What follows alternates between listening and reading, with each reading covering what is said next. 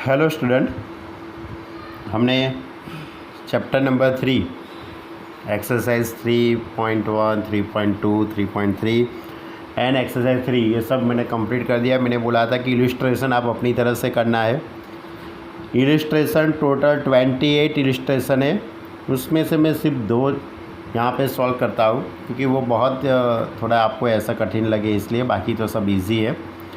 तो illustration number 26, if matrix A is equal to cos theta sin theta minus sin theta cos theta, then prove that A raised to n is equal to cos n theta sin n theta minus sin n theta cos n theta। Okay, आपको ये जो prove करना है उसको ये हम कैसे prove करेंगे? We say prove the result by using principle of mathematical induction. Mathematical induction से ये हम प्रूव करेंगे। ओके, तो हम उसको ए रेस्ट टू एन कहेंगे, cos n theta sine n theta minus sine n theta cos n theta. पहले मैं एन इज़ इक्वल टू 1 लेता हूँ। Take n is equal to 1, यहाँ पे एन की जगह पे 1, A raised to 1 is equal to A.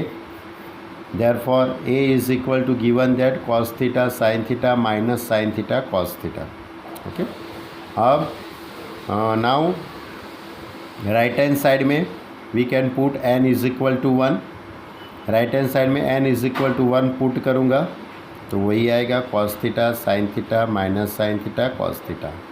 Therefore LHS is equal to RHS। Therefore P of 1 is 3। Okay, now second step, suppose P of K is true, तो मैं जो sentence है उसमें n की जगह पे k पुट कर लूँगा।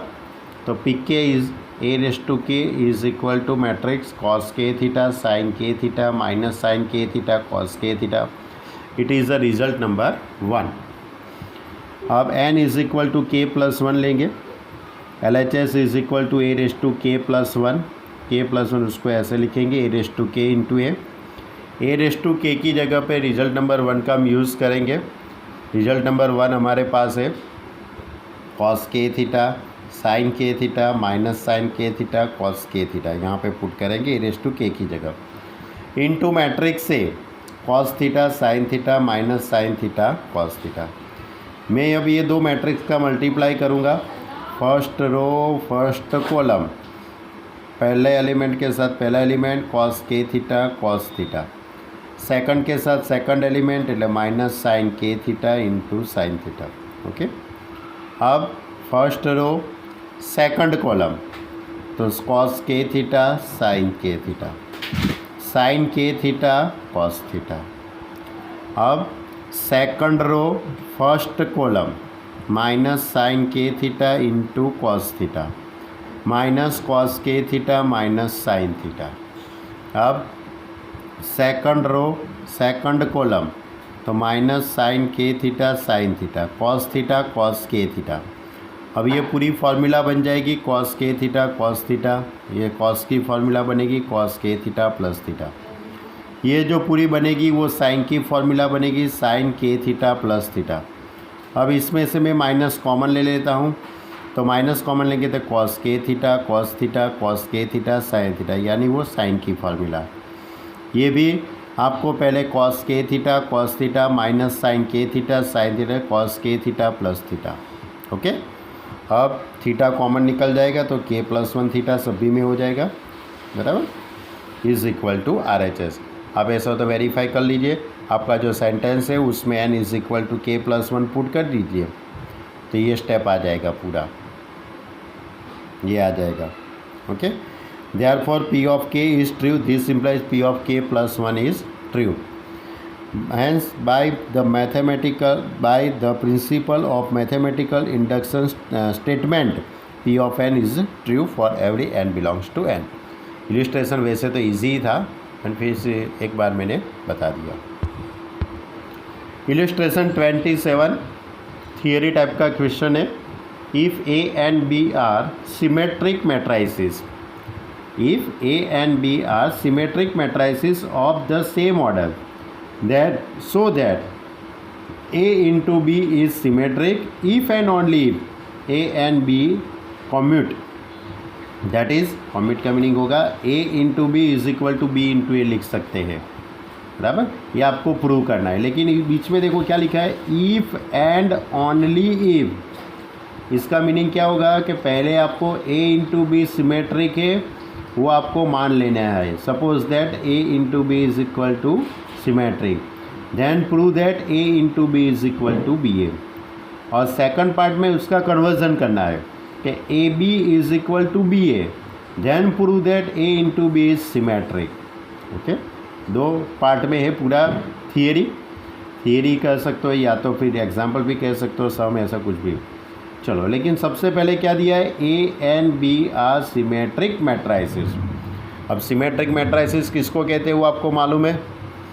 Here A and B both symmetric matrices, therefore A dash is equal to A and B dash is equal to B by definition। अब पहले मैं क्या कहता हूँ, first we suppose A into B is B symmetric matrix. We suppose A into B A symmetric matrix, therefore A B का whole dash is equal to A B होगा, क्योंकि symmetric matrices के डेफिनेशन के according हम लिख सकते हैं। अब अपने को प्रूव क्या करना है, A B is equal to B A, ये प्रूव करना है। तो ए इंटू बी, तो A B is equal to A B का होल डैश हो जाएगा। अब ए बी का होल डैश यानी उसको B dash into A dash हम लिख सकते हैं, बराबर। प्रॉपर्टीज ही ये अपने मल्टीप्लाई की, बराबर, ट्रांसपोज की।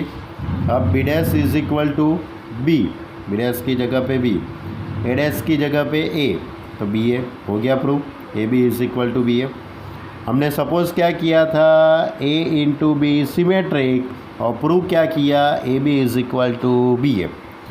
अब उसका conversion, if A B is equal to B A, then we shall prove that A into B is symmetric. A B is equal to B A का आपको यूज़ करना है और ए इंटू बी को symmetric prove करना है। तो symmetric prove करने के ए बी का whole dash is equal to B dash into A dash लिख सकते हैं, प्रॉपर्टीज़ है ट्रांसपोज की।